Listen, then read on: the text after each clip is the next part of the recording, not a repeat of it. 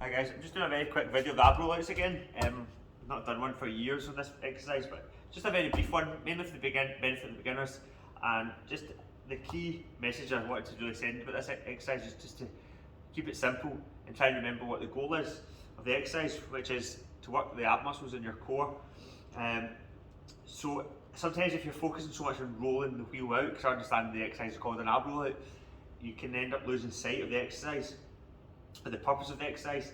And the goal isn't to get out as far as you can. The goal is to work your abs, and depending on where you are in terms of like your development, then you shouldn't go too far. The further you go, you maybe run the risk of like losing your form. So you roll the ab wheel out, but only as far as correct form allows, and that's what I want to just quickly go over. So for anyone that's completely new to this, the setup, I would suggest, this is how I like to do it for people that are new to it, is keep your knees where they are and bring your hips forward. So the common sort of mistake or error people might make is they have their hips here and then they try and go out as far as possible and then they drag it back, but there's not a lot of ab and core engagement there. So what we're looking to do is bring your hips forward so that your knees, hips and shoulders are pretty much in a straight, yet diagonal but straight line, okay?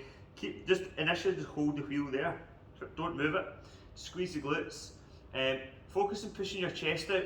What we don't want to start off with is a really rounded position. So keep the chest out and the shoulders back and down, okay? So the idea from there is that if you then move the wheel about an inch, that's all, suddenly you should feel everything shaking around your stomach here, I do right now. Okay, so that's all it takes. You don't need to go out any further than that. Obviously, if you do go out further, that's okay. But when you bring the wheel back in, the goal is to keep your hips where they are in relation to your knees, okay, like there. Okay, so as opposed to if you go quite far, you might find that your stomach muscles aren't yet quite strong enough, and the only way to get back is to pull your hips back with you.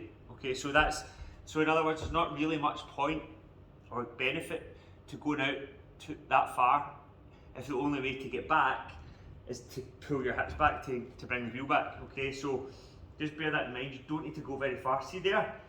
I'm happy that I'm working my abs as effectively as I need to, because everything's shaking, right?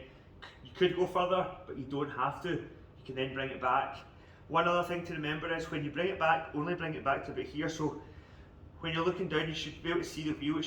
There should be quite a significant gap between the wheel and your stomach. Okay, can't really show you where it's stopping, but if you bring the wheel too close in, you're at risk of, I'm not going to do it, but you're in risk of it'll buckle you and you'll face plant either onto the wheel or onto the floor. Okay, so when you bring it back in, just bring it back to about there. Okay, so don't pull it all the way in. As you tire as well, you might be tempted to pull it further back to give yourself a rest, but you're just going to end up going down like that. Okay, and you hurt yourself. So just bring it to about here and then take rest as you need it. Okay. So obviously, as the wheel comes out, your shoulders will naturally start to come forward a little bit, okay, like that, and that's okay. That's okay. If you try too hard to keep your shoulders back and down throughout the movement, like this, the whole way, there's a danger or a risk that you actually compensate by hyperextending your lower back, and then you end up getting a sore back, okay? So just bear that in mind, okay? That'll do.